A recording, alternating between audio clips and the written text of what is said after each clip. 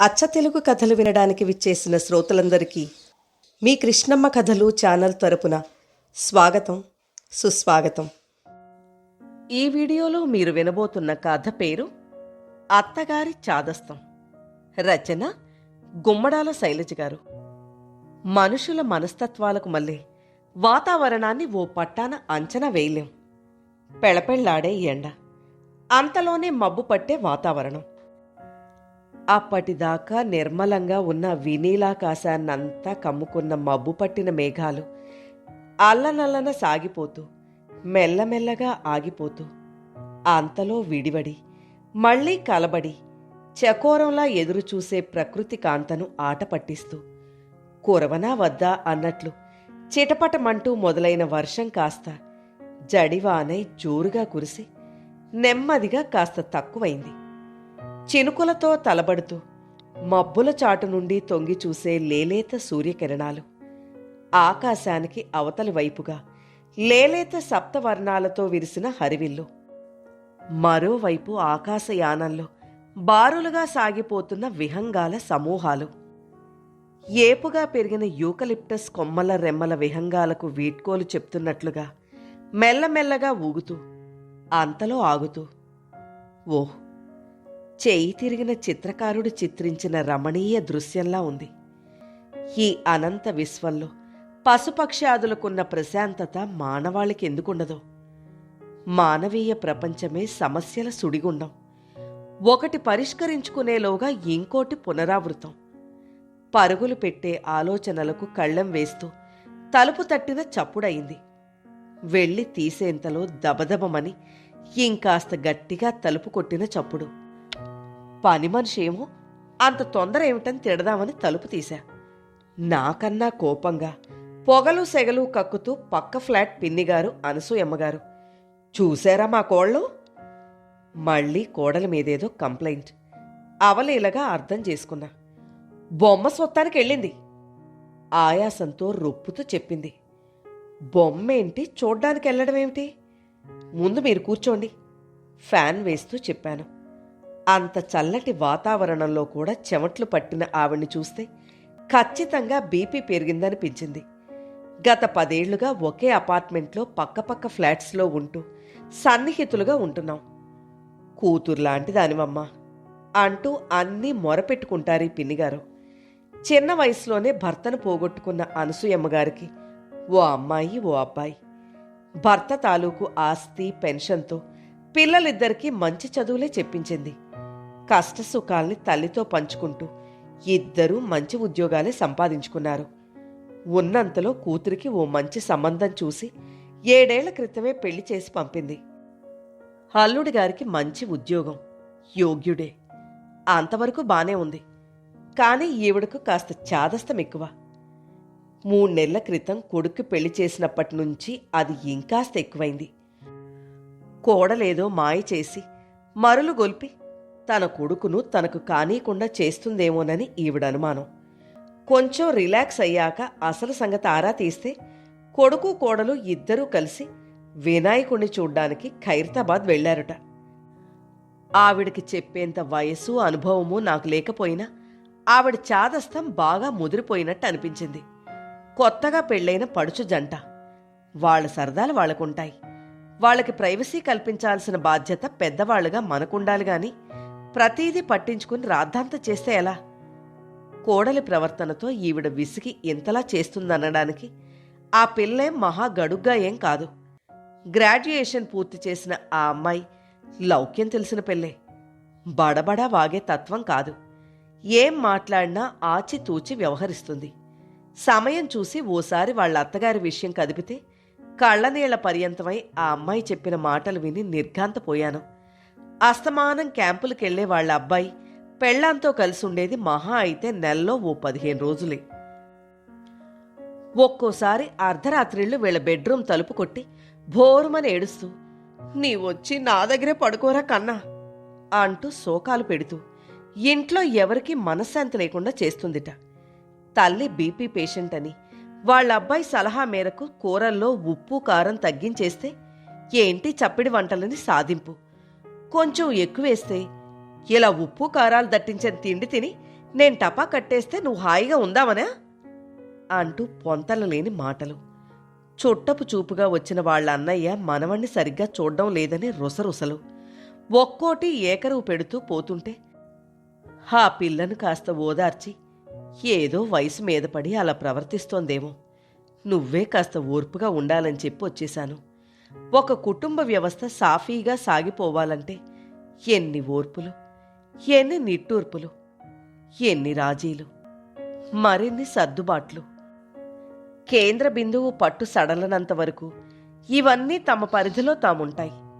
అదే పట్టు సడలిపోతే పైవన్నీ తలో దిక్కుకు తిలోదకాలే. ఓ రోజు బట్టలు ఆరేయడానికి టెర్రస్ పైకెళ్లాను.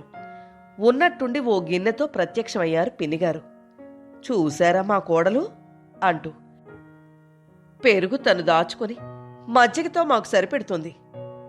ఈవిడ నస కాకపోతే మరీ చీప్గా బిహేవ్ చేస్తుంది ఈ మధ్య.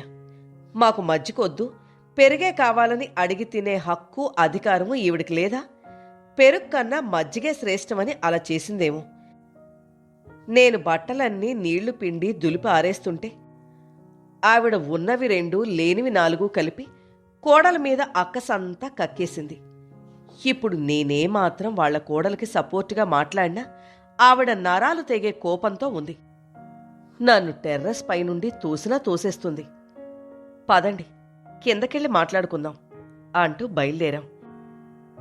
మీ అమ్మాయి పండక్కొస్తుందని చెప్పారే, 2 రోజులేగా ఉంది, ఇంకెప్పుడు వాళ్ళొచ్చేది? ఆవిడ మనసు డైవర్ట్ చేసే ప్రయత్నంతో అడిగా. మరేనమ్మా, ఫోన్ కూడా చేశాం రమ్మని. ఇదిగో వస్తున్నాం అదిగో వస్తున్నామంటూ ఎంతవరకు జాడే లేదాయే. అమ్మమ్మా అంటూ 5 ఏళ్ల బుడతడు వాళ్ళ మనవడు బాటేసుకున్నాడు. హారిబడవా, 100 ఏళ్ల ఆయుష్ నీది కాదు? మెటికలు విరిచింది. పైన వాళ్ళ అమ్మమ్మ ఫైర్ అయిపోయే టైంలో ఇక్కడ వీళ్లు దిగినట్టున్నారు. వాళ్ళ అమ్మాయిని గుమ్మంలోంచి పలకరించి మా ఫ్లాట్కొచ్చేశాను. వారం రోజులు అమ్మాయి మనవల సందడితో కాస్త ఉల్లాసంగా కనిపించారు అనసూయమ్మగారు. తీరా రేపు వెళ్ళిపోతారనగా దిగులుతో ఉన్న పిన్నిగారిని చూసి, పోనీ మీరు కొన్నాళ్ళు మీ అమ్మాయితో వాళ్ళ ఊరెళ్ళి రావచ్చుగా సలహా ఇచ్చాను.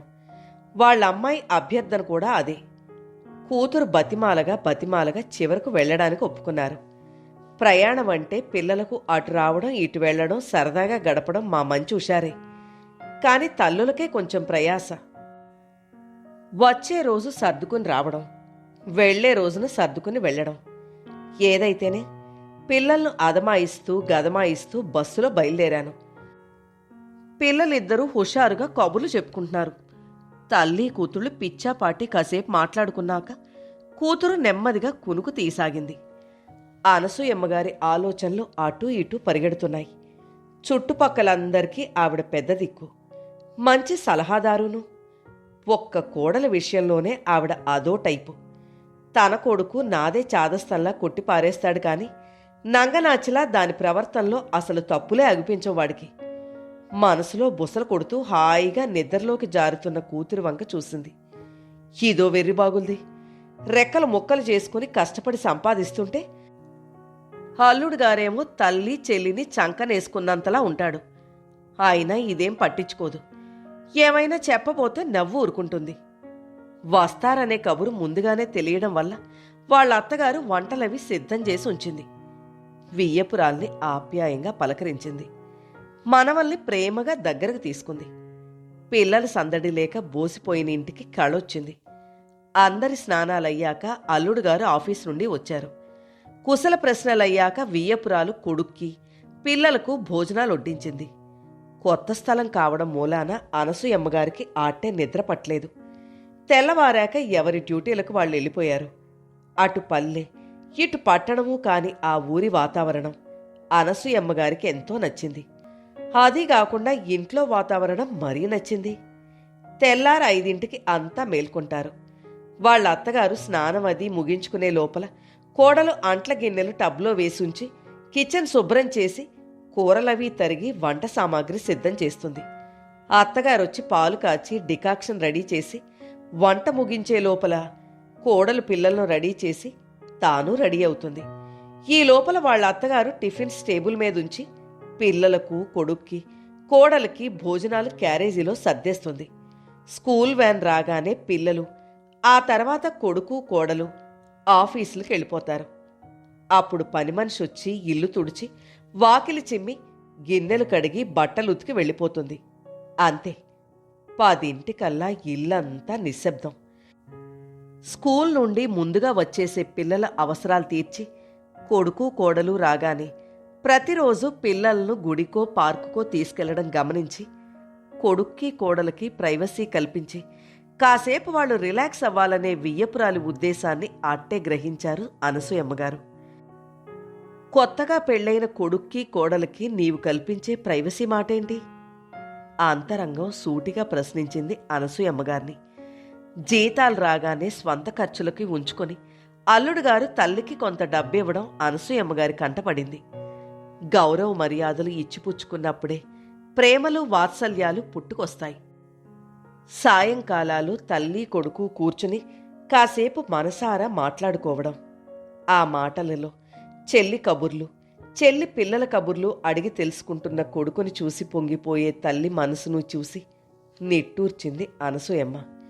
కొడుకు వెంట కోడలు బలాదూరుగా తిరుగుతోందని సాధిస్తూ వాళ్లకు కంట్లో నలుసుగా, పంటి పలుపు రాయిగా ఉండడమే కాని, కొడుక్కి పెళ్ళైన తర్వాత తాను ప్రేమ, ఆప్యాయతలు పంచిందెప్పుడు? సవ్యంగా సాగిపోయే కూతురి కాపురం చూసి చాలా తెలుసుకుంది అనసూయమ్మ.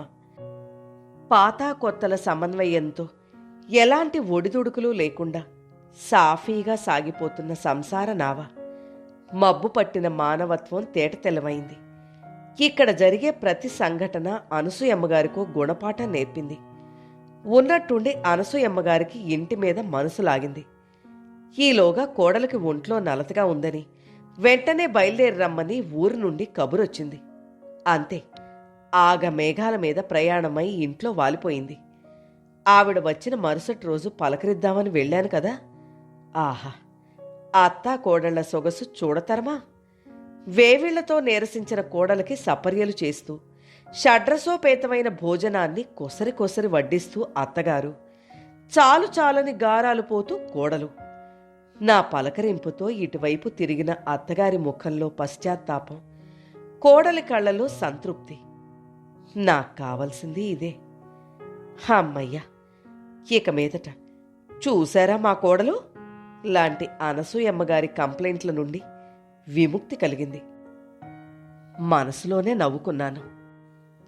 ఈ కథ ఆంధ్రభూమి సచిత్ర మాసపత్రికలో 2004 అక్టోబర్ నెల సంచికలో ప్రచురింపబడింది.